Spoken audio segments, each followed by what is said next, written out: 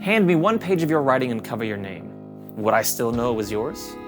Finding your voice is a set of choices you can train. In this video, we will explore how to find your voice for a project.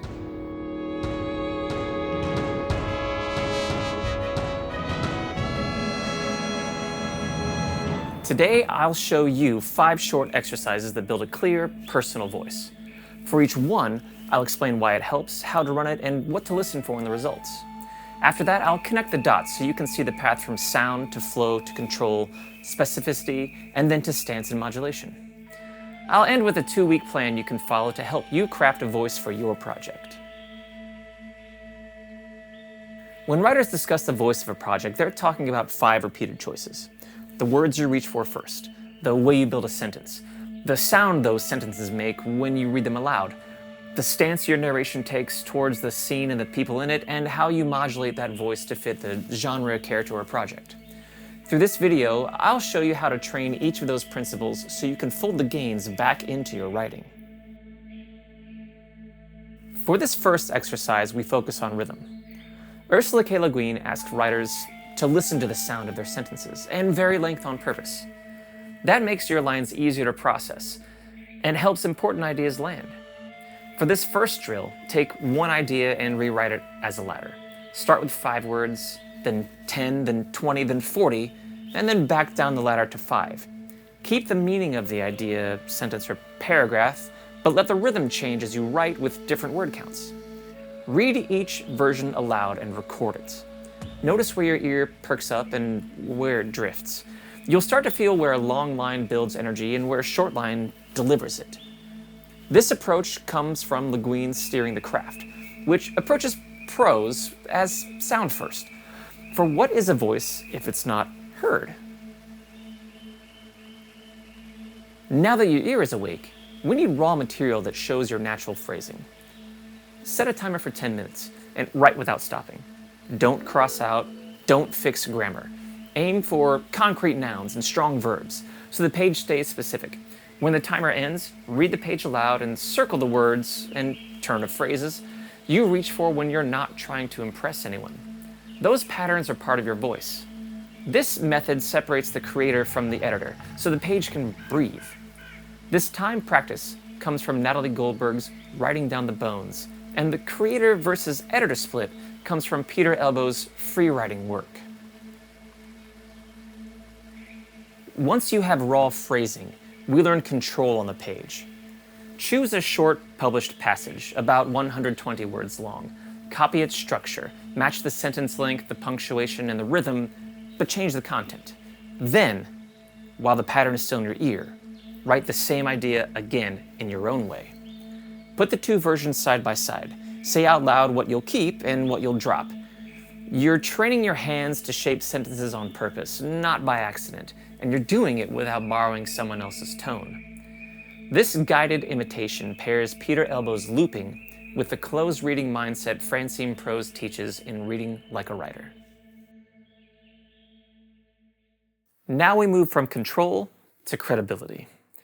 Write a short scene and ban the shortcuts. Don't use knew, felt, wanted, remembered, or realized. Show the inner state of a character through action, setting, and objects. If the character is nervous, show what their hands do and what they notice. When the scene exits on the page, read it again and revise one sentence at a time. Ask yourself out loud, do I prefer it as written? Or can I make it more specific and more truthful to the moment? Nudge each sentence toward the version you honestly like. This slow, honest pass is where the voice tightens. The ban comes from ChuckPalahniuk's No-Thought-Verbs exercise, and the line-by-line preference pass follows George Saunders' revision practice. Finally, we set our stance and learn to modulate our voices. Write a scene in closed third person. In each paragraph, change 3 words to match the character's natural vocabulary and judgments. Don't add she thought or anything like that. Let the narration quietly borrow her phrasing. Then take the same scene and shift the tone to match a different genre or project. Try rewriting it as epic fantasy, noir, satire, whatever fits your goals. This shows how the voice adapts to context. Whether you're writing a personal blog, a grim dark novel, or a TTRPG rulebook, your voice should serve the project. Read both versions aloud. Listen for how tone and stance shift. You're training your narration to speak in a voice that belongs to the point of view and to the purpose of the piece. This technique blends JamesWood's free indirect style with Ursula Le Guin's point of view guidance and adds a layer of genre modulation to help you shape your voice for any project. Here's the path we just walked. The cadence work tunes your ear so meaning rides on rhythm. The time sprint gives you unfiltered phrasing so you can hear your defaults. Imitation and looping give you control over sentence shape without stealing anyone's voice. The No-Thought-Verbs scene, followed by the preference pass, replaces vague summary with evidence and honest choices.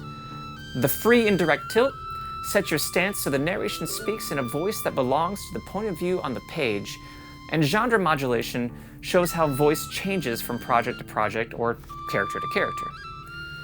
The voice of a piece isn't fixed, it's a tool. You shape it through consistent practice, wide reading, honest revision, and feedback. Taken together, these steps move you from sound to flow to control to specificity and to stance with modulation. That sequence builds a voice readers can recognize even when your name is covered. These 5 drills make up your 2-week practice plan. Each day builds one layer of your voice, from rhythm to stance.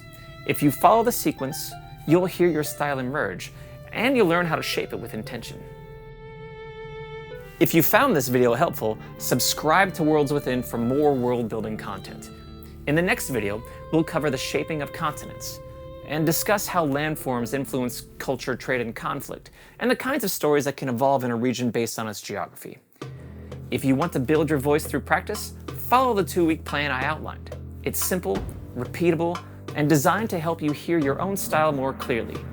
Keep writing, and let's build worlds together.